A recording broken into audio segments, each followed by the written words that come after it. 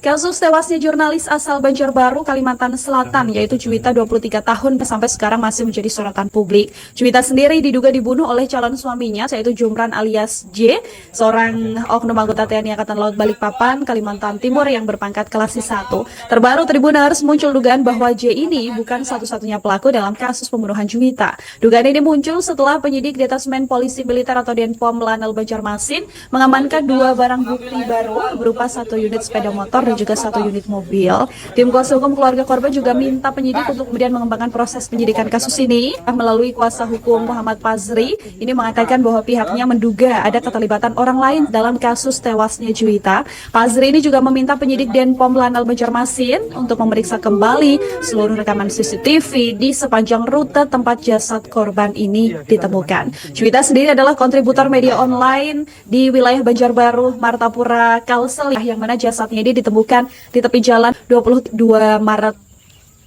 Oknum TNI Al-Jumran, tersangka pembunuhan jurnalis Juwita di Banjarbaru, Kalimantan Selatan, dihadirkan dalam proses rekonstruksi pembunuhan Juwita 5 April 2025. Oknum TNI Al berpangkat kelas itu terlihat hadir dalam rekonstruksi dengan tangan terborgol, kakinya dirantai, dan kepala pelontos.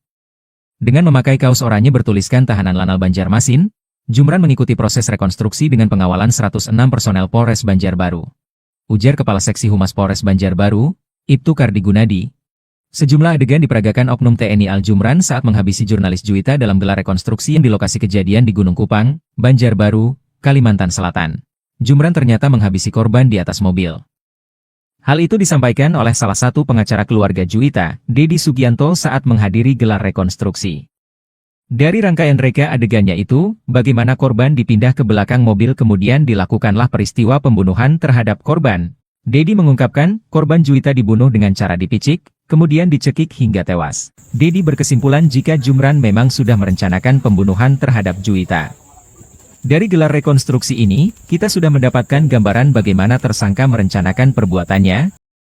Jumran setelah menghabisi Juwita, menunggu waktu untuk menenangkan diri sebelum menghilangkan barang bukti.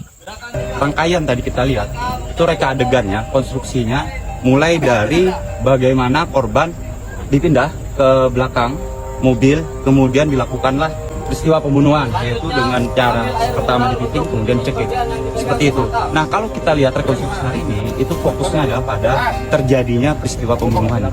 Sebagaimana juga dengan pasal yang disangkakan kepada tersangka, yaitu pasal 340 KUHP mengenai pembunuhan berencana. Dengan sengaja telah direncanakan betul. Ya, makanya ada jeda waktu bertahap proses itu. Artinya seketika itu terjadi pembunuhan. Kalau tadi disetting memang peristiwa itu dari awal sampai diletakkannya jenazah itu atau korban di pinggir jalan.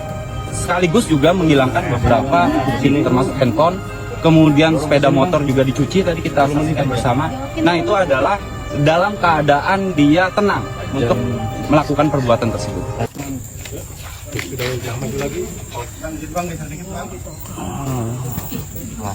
Buka. Dorong ke sini.